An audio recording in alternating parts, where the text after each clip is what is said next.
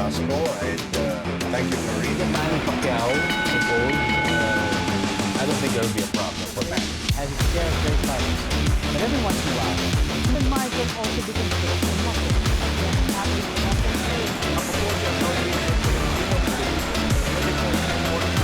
Only here on Para sa Bayan.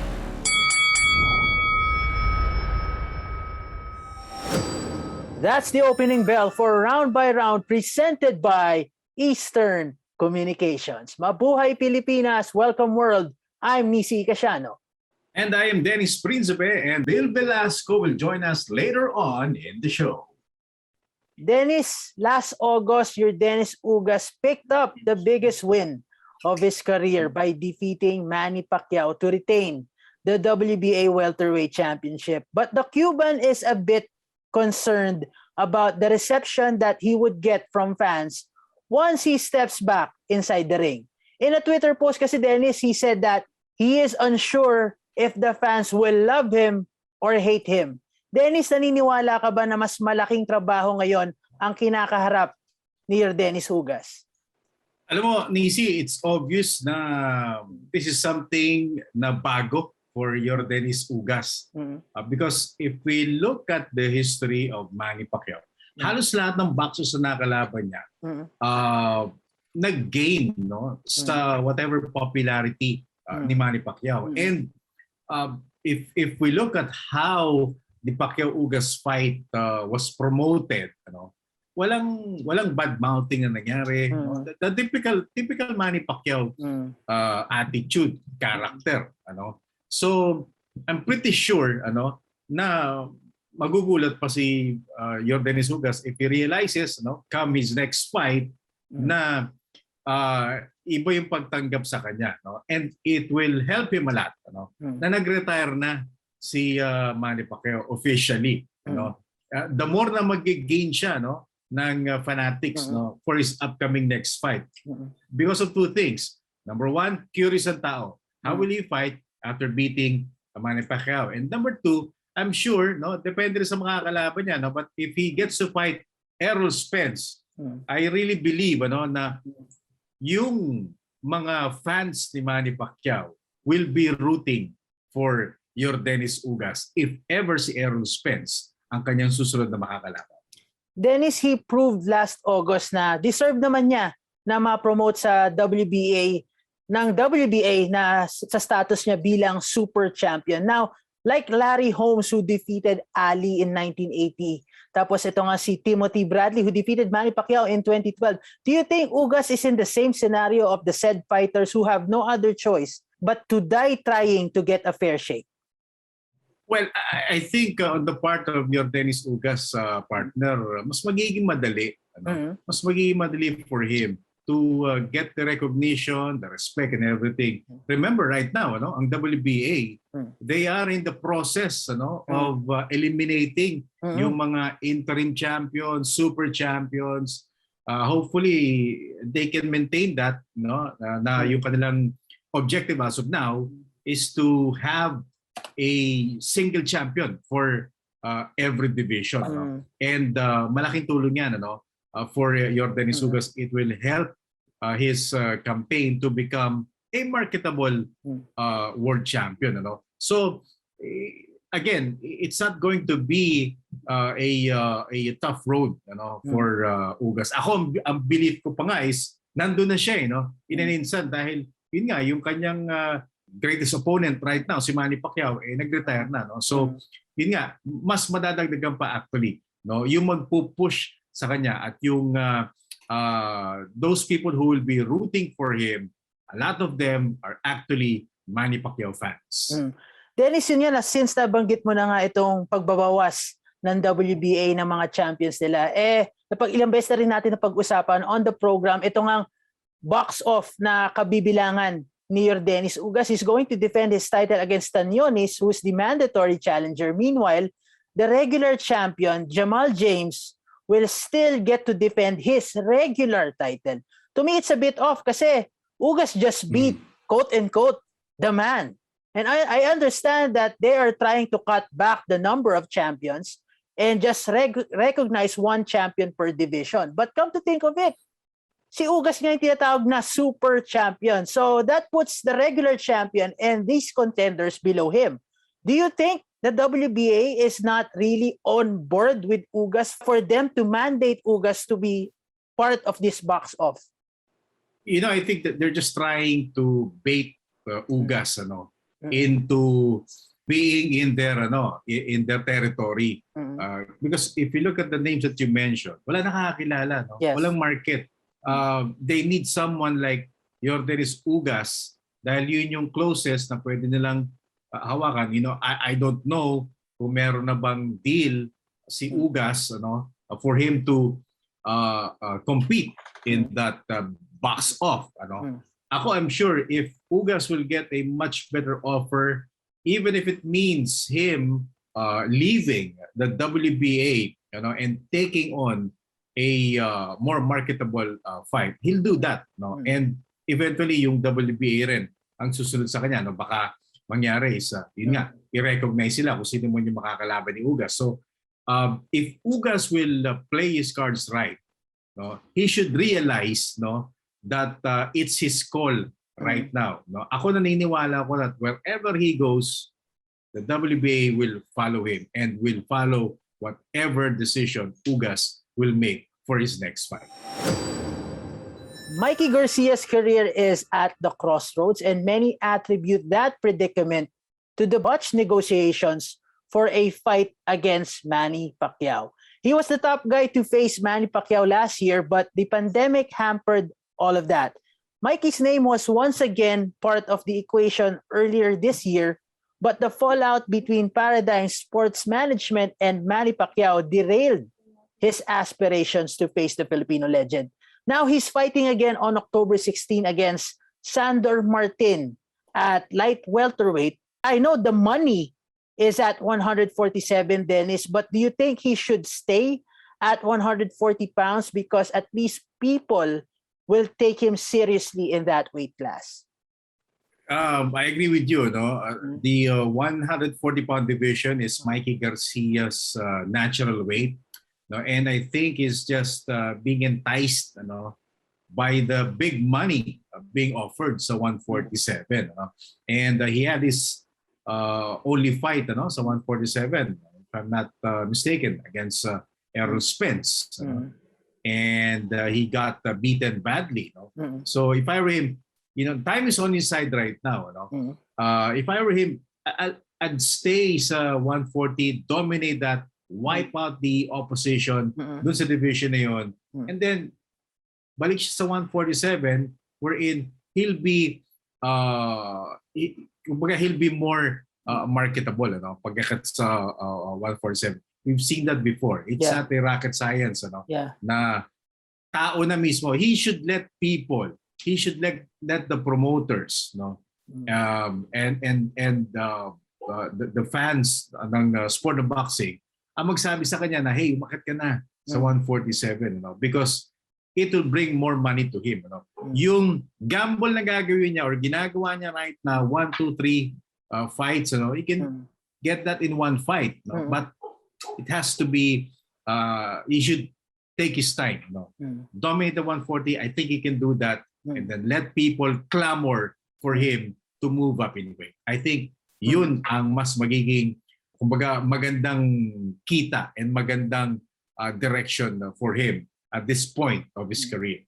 Now, Dennis, Josh Taylor is already entertaining the idea of moving up to welterweight. Sa mga hindi nakakailam, he is the undisputed light welterweight champion right now. A lot of reports says that Mikey Garcia could be part of the welcoming committee for Josh Taylor. What are your thoughts on the matchup between Josh Taylor and Mikey Garcia? Like what we've said kanina, Nisi, Mikey Garcia is a regular 140. So ngayon sinasabi na parang siya yung welcoming party pag akyat ni Josh Taylor sa 147. If I were him, if I were his management team, that's an opportunity. Si Josh Taylor moving up in weight, but the opportunity is not to fight him. The opportunity is to go back sa 140, choose the titles na bibitawan ni Josh Taylor and then take it from there, no? Take 1 or 2 belts na iniwan or iiwan ni Josh Taylor and then try to repackage himself. Yung sinasabi nga natin, let people do the clamor, para siya yung umakyat because that would mean more money than what it is right now for him. Hindi siya pwedeng hindi siya pwedeng humingi ng whatever terms ang gusto niya because he's had a unsuccessful debut sa 147. So if I were him, time is on his side. Age, not yet a factor for him. Malaking factor pa rin para sa kanya, not on the negative side. So if I were him, medyo mamuhunan ka muna ng probably 1 or 2 years, take 1 or 2 belts sa 140, and then let people do the talking for you. Now's the time for you to move up and campaign sa 147. That will be financially better for Mikey Garcia. It's time for our Fearless Fighter of the Day, presented by Eastern Communications. And he's none other than Christian Pit Laurente, a southpaw from General Santos City. He has a perfect professional record of 7 wins with no losses and 4 victories by way of knockout. Report says that he'll be back inside the ring on October 23rd against veteran boxer Ernie Sanchez. And that's our Eastern Communications Fearless Fighter of the Day. Manny Pacquiao has pretty much done it all in boxing. Though he has faced the best of the best in his career, there are still a handful of boxers who missed the chance to share the stage with the Pac-Man. Tonight on Round by Round, we will go through a list of boxers who once desired to get a piece of Manny Pacquiao. First on our list is Edwin Valero. Dennis, matagal na na-chismis itong si Edwin Valero as a potential opponent for Manny Pacquiao. I believe as early as 2007, may chismis ng baka makalaban ni Manny Pacquiao. Pero unfortunately, maagang nawala ito si Edwin Valero. Let's put it that way. Dennis, how do you think things would play out kung natuloy ang laban na ito? It's going to be tough, if ever for Manny Pacquiao. Kasi kung titignan natin, one of the advantages or the main advantage ni Manny Pacquiao sa welterweight division is yung kanyang speed. Walang ibang welterweight na merong ganong klaseng timing, merong ganong klaseng speed. Still, Manny Pacquiao is faster than Edwin Valero. But yung timing ni Edwin Valero can match whatever timing meron si Manny Pacquiao. And naturally, at 140 up to 147, Valero is the bigger puncher as compared kay Manny Pacquiao. So talagang mahirap na laban yan for Manny Pacquiao. I was talking before with Waki Salud, very close siya kay Manny Pacquiao. Sabi ko, boss, puro first round nga yung bagsak, pero puro naman nata walang kwenta kalaban. Sabi sa atin ni Waki Salud, alam mo, kahit na walang kwenta, first round pa rin yan at sunod-sunod. So masasabi mo talaga na merong punching power si Edwin Valero. So for me, among all fighters na dapat nakalaban or gusto makalaban ni Manny Pacquiao noon or siya gusto makalaban na hindi natuloy, I think si Edwin Valero yung pinaka nakakatakot kung sakasakali for Manny Pacquiao. Next on our list, ito nga, si Juan Diaz. When he won his fight against Julio Diaz in 2007, he immediately called out Manny Pacquiao, who was at 130 pounds at that time. Actually, ito nga si Baby Bull Juan Diaz, nasa snub list ni Manny Pacquiao. Tingin mo ba malaking factor na hindi ganon kaningning yung marketability ni Juan Diaz kaya hindi siya nabigyan ng pagkakataon na makalaban si Manny Pacquiao? Well, of course. Alam naman natin na money talks pagdating sa boxing. And he was not that marketable. And for me, parang he was a poor man's version of Miguel Cotto. And we know what happened kay Miguel Cotto. While si the Baby Bull Diaz seems to be a nice guy, very respectful. Alam ko, college graduate pa nga yan, degree holder si Juan Diaz. Pero I think it's not going to be a marketable fight, no. Kaya siguro gano'n na nangyari. Hindi nangyari yung laban na yan, Manny Pacquiao versus Juan Diaz. Next on our list, Zab Judah. Ito, Dennis, lagyan natin ng konting twist. Kung tatanungin natin ang Dennis Principe 15 years ago, do you think you can live with the fact that Manny Pacquiao never stepped inside the ring against Zab Judah? Of course, for me, I don't think it's something na parang it can't miss for Manny Pacquiao because if I remember it correctly, it was a time when I think he already faced Costa Zoo around that time, no? Miguel Cotto and Miguel Cotto, yeah. So yes, he's fast. He's pretty fast for a lightweight all the way up to super lightweight. Pero hindi siya ganun ka-tough in terms of yung he can take punches. Let's put it that way. He can be easily hit, no? And I think baka yung whatever nangyari kay Ricky Hatton, baka ganun din ang mangyari dito kay Zab Judah if ever Pacquiao Judah happened 15 years ago. Next on our list, Marcos Maidana. Dennis, hindi ka ba nang hihinayang na hindi natuloy ang laban na to? Kasi this could have been a classic slugfest. Iyan ang isang fight na for me, nangihinayang ko, no? If that happened, kasi again, talking about marketability, no? May crowd ang laban na yan, no?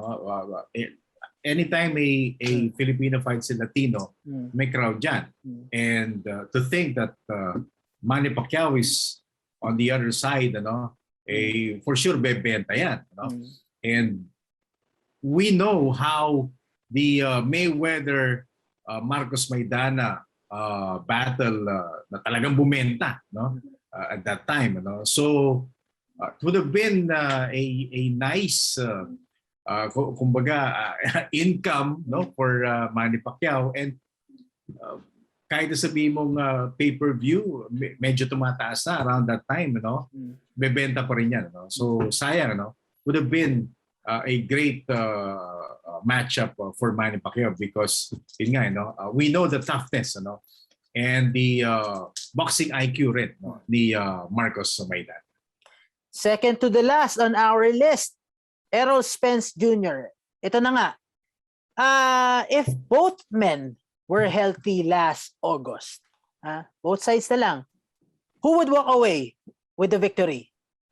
Still Manny Pacquiao. Not because Filipino tayo, but again, the speed would be a problem for Errol Spence because puntahan na natin yung naging interview natin kay Fred Roach. Sabi nga niya, he's like Keith Thurman, yung kanyang style and everything, although he's undefeated. Well, Thurman was undefeated, but Errol Spence fought better guys as compared kay Keith Thurman. But,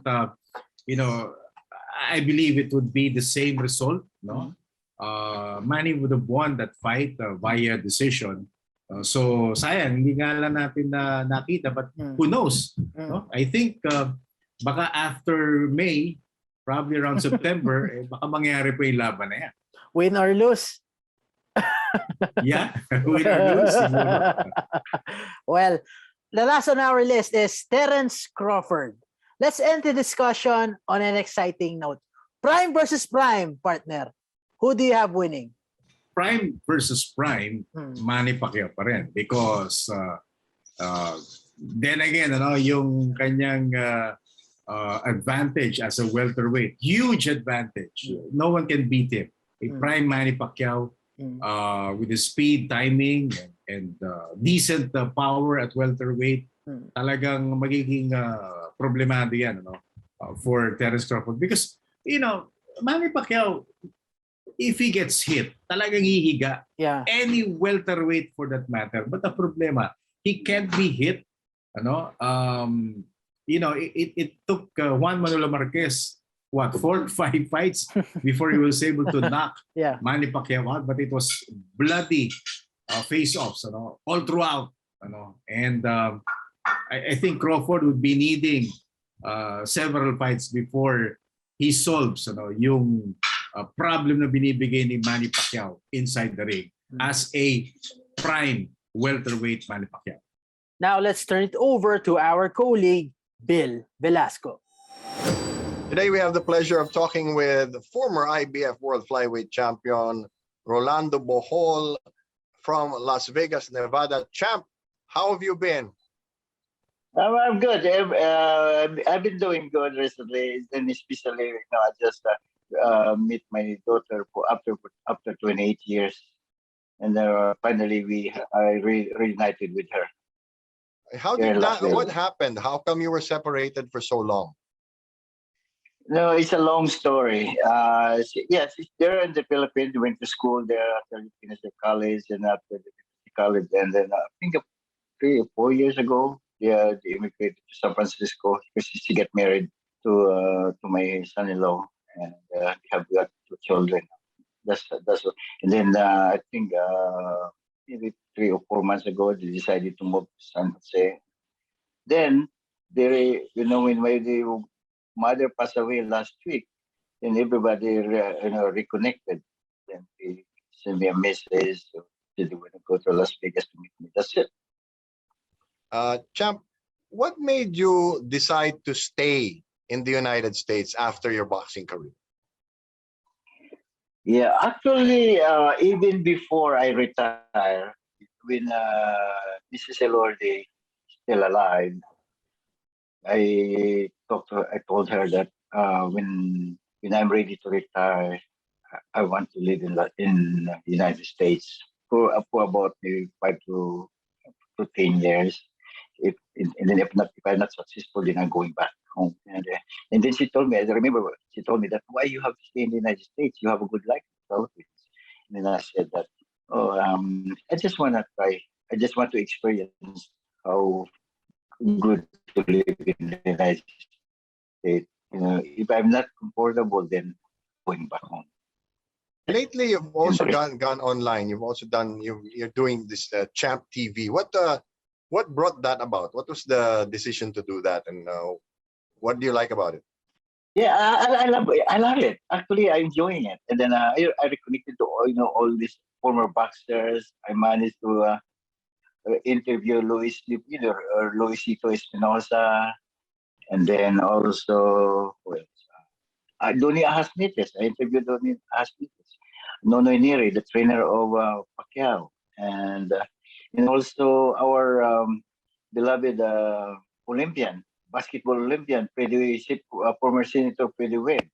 Yeah, I interviewed him last month, I think, at the Champ TV. And then the movie actor, what's his name, Gary Lim, and Dindo Arroyo, yeah, and more. And then also my co-host, Joy Santos. You mentioned Manny Pacquiao. No? He's now running for president. What is in your opinion, what is going to happen to Philippine boxing now that Manny Pacquiao, sort of the figurehead for Philippine boxing worldwide, has retired? What's going to happen to Philippine boxing? Manny Pacquiao is a big deal in Philippine boxing. He contributes a lot. His achievements is no doubt. Nobody, as for me, I think nobody can match that at this time. And then thanks to him for making us proud Filipinos. Okay. Well, thanks a lot for your time, Champ. And as always, we wish you the best of health and the best of success there in Las Vegas. Oh, thank you very much, and likewise. And God bless your family as well, and all our kababayans in the Philippines and also around the world. Okay. Thanks, Roland. Take care. Thanks, Bill. And that's the final bell for today's episode of Round by Round, presented by Eastern Communications. I'm Nisi Casiano. And I'm Dennis Principe. We are on Facebook, 9 p.m. Monday to Friday. And syempre sa amin pong YouTube, don't forget to like, follow, share, and subscribe now para po sa mga latest updates and interviews ng ating program. Bill Velasco, Attorney Ed Tolentino, and yours truly will be working the fights for you on Monday. So catch us on the next Round by Round. All boxing, all Filipino, all the time. See you on Monday.